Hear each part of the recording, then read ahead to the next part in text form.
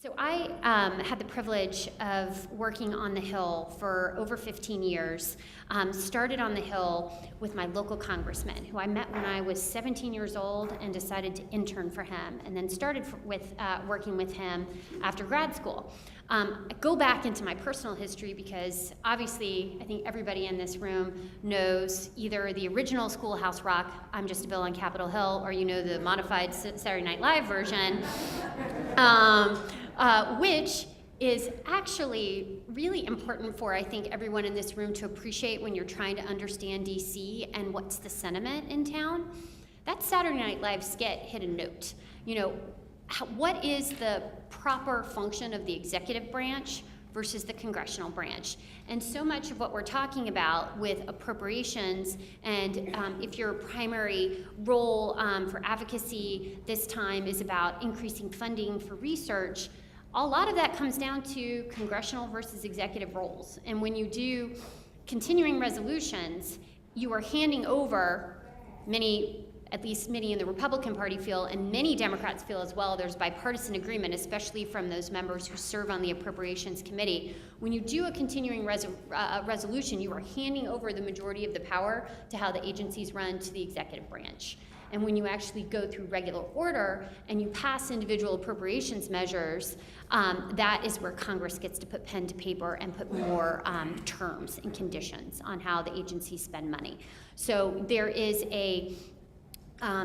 even though a CR is sort of what you have to do to prevent a government shutdown, and everyone has clearly stated you have to prevent a government shutdown,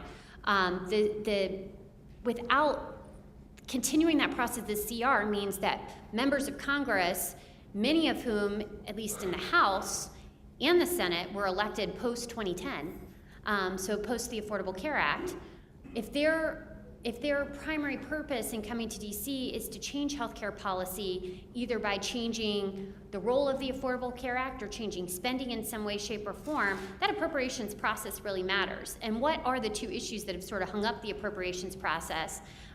But the immigration issue, and we've got the same issue now coming forward this week with the inability to find agreement yet on Department of Homeland Security. But the second issue is what's traditionally referred to as, in Republican circles, Obamacare, that is also very much impacted, and that's why you've seen less action in the labor HHS space, because you would have huge debates about Obamacare anytime that bill comes to the floor. So that's my side tangent on the policy matter, but back to how a bill becomes a law, or I'm a bill on Capitol Hill, which is why I want to do that side note about that Saturday Night Live skit, because it really is meaningful for just so you understand the mood and what members are thinking when you do have a Republican-controlled Congress, both the House and the Senate. So I started on the Hill over 15 years ago with my local congressman. When I actually started on the Hill, I thought I wanted to work on education and labor policy, and the legislative director who hired me said, "Would you mind working on healthcare?" I was like, "No big deal. It's related to workforce development and retention. I can totally work on that." And that's actually when I first met Joel. My boss at the time, Chris Cox, worked, the committee that he was assigned to was the Energy and Commerce Committee. Energy and Commerce actually has one of the greatest jurisdictions of healthcare policy on the Hill. And so even though energy is first in its name and commerce doesn't make you somehow automatically think, let's talk healthcare, the committee has broad jurisdiction over Medicaid, Medicare, and all of the public health programs, so all of NIH, FDA. So if you're a fresh staffer on the Hill and you want to make your mark as a public servant, you figure out quickly that in order for your boss to change a piece of legislation, the most effective way is to try to offer amendments or be part of the debate when the bill is moving through the committee process. And so that is sort of example number one for you all from my personal experience, is that when you first you need to identify what the issue is that you want to work on, but the second action in the legislative process is who's your champion? And who's your champion can be and their ability to impact legislating on the Hill can be as simple as, do they actually sit on a committee of jurisdiction, and are they able to have a voice on that issue where they can make change? So I'm giving you this simple pass because none of these are black and white. Obviously, there's gray everywhere. So going back through my history, so then because of doing that type of work with my first boss, I ended up moving forward to as a committee staffer on energy and commerce. And I can tell you from being a committee staffer, how is that different than working for your local member of Congress? Local member of Congress, you hear from all of the constituents, and you hear about issues from the people that you represent, and it's one given area. When you are a committee staffer and your portfolio is the entire public health agency structure, you start to hear from many different groups all over the country, and whereas one group may think that the issue that they have identified is a problem that they alone know, as a committee staffer, you start to see thematics that maybe other groups can't see. And in noting those thematics, you start to see patterns with how agencies behave.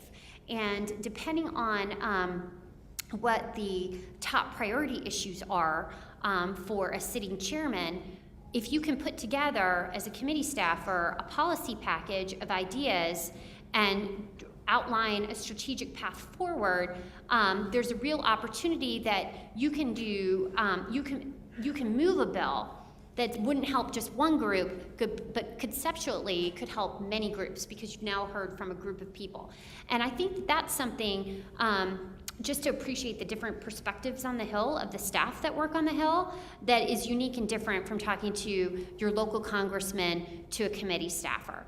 Now, the committee staffers, they have to know the weeds. They're constantly defending the programs that are in their jurisdiction, so there's always that little hiccup of, well, this is our jurisdiction. We only want to run the program exactly as we want to run the program. And sometimes that can stymie people from doing a little bit more of the modernization of programs that's really desperately needed. And that's another point that I wanted to raise with you all. When you go in and meet with folks on the Hill, so many of the members are new to Congress. Why do they have to inherit the old process? Why do they have to inherit that just because the appropriations process has always run the way that it's run in the past, and we always fund exactly this agency, this program, or we always fund this agency, this program? Why is that a given? And I think with the new members of Congress, that is something that resonates. Just because a federal program has existed for 50 plus years does not mean that it is performing the functions that it was originally intended to function in this given age. And trying to make sure that people don't trap the conversation in the past of, well, this government program has always done this, and it's always done this, and this is the way we've always done it, and we've always done appropriations this way. I mean, I was actually, I had to giggle just a moment, like, why is the FDA in the ag-approps bill? I mean, it's a big open question, why that makes sense right now, given the majority of the work that the FDA does, but that's another side note.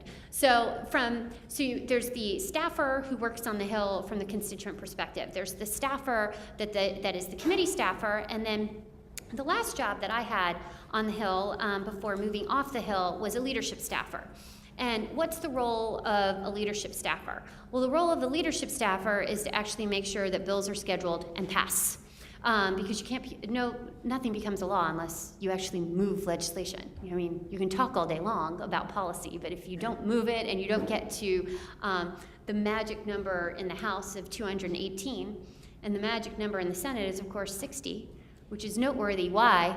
Because there's only 54 Republican senators. So for anything to pass in the Senate, you must always have a bipartisan bill, or else you're going through a very, very, very, very lengthy negotiation as to amendments and process and everything else. And that's part of what you're witnessing this week while you're here in Washington, D.C. with this Department of Homeland Security bill. So in the House, it's a little easier because they have more members, so they can afford to have a group of, is it 30?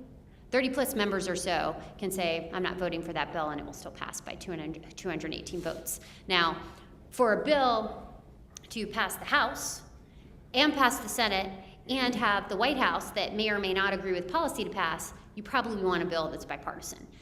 So that sort of gets back to, now that I've explained a little bit from the flip side, from the staff side of the different roles that staffers play, how can you use that to your advantage in pressing forward policies? So let's go back to step one.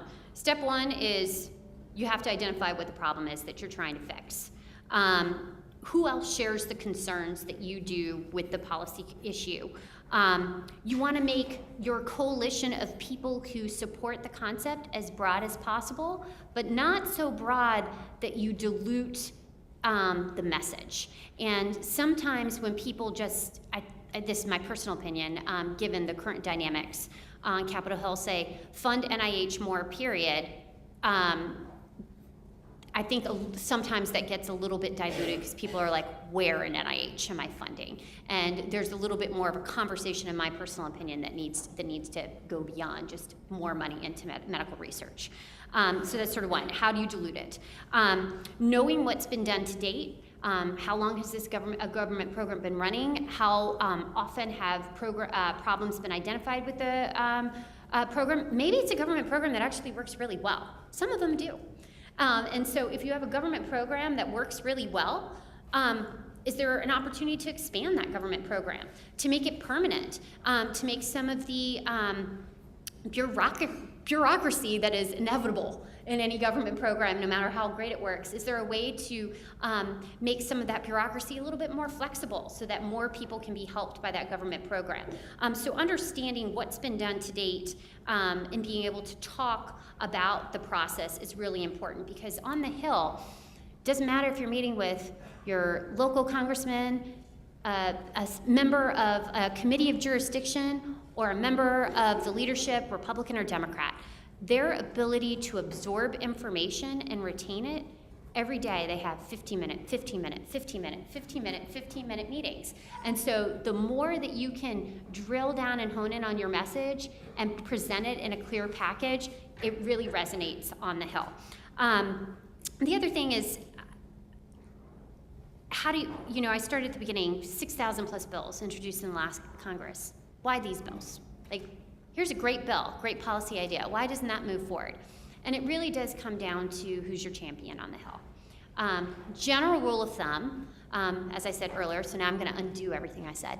General rule of thumb is it's easier to have a member on a committee of jurisdiction to help move forward the legislation, because they have more opportunities throughout the congressional period to talk to the chairman, who ultimately signs off on legislation before it's ever scheduled on the floor, and that's true of both parties.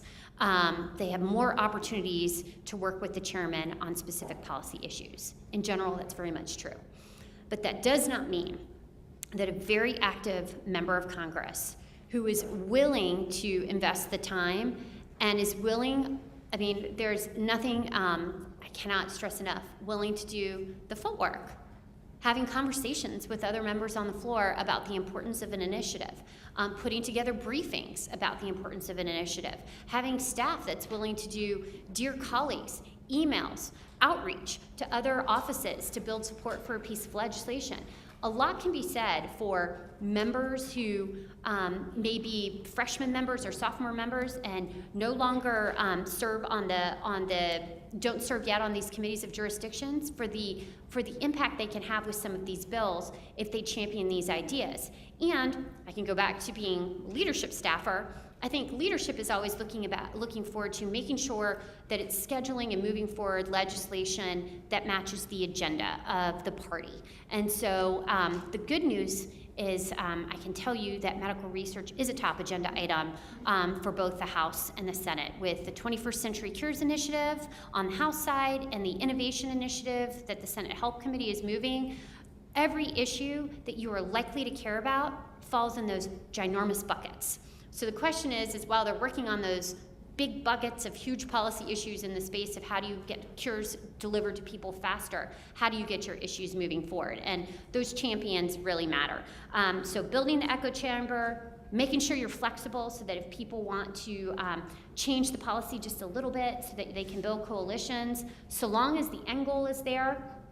I think, you know, flexibility is key because it gives you a lot of opportunities and a lot of different moving vehicles, because there's not always the pure bill introduced, bill gets marked up through committee, bill gets scheduled on the House, Senate takes up bill, goes to the White House. I mean, in a perfect world, bills would move like that, but that's not how it works. Sometimes things get added into another package. Sometimes they're an amendment in the middle of the debate. Sometimes they're right around to appropriations process.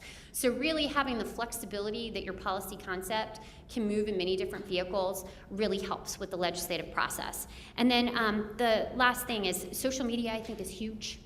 This group does an amazing job with social media, but don't forget that the work that you all are doing, the in-person human contact and telling the story, that's the most powerful thing that you can do. And so I hope this helped a little bit and can answer some questions later, but thank you for the opportunity to be here and to work with you all on such important issues. Great. Thank you, Cheryl.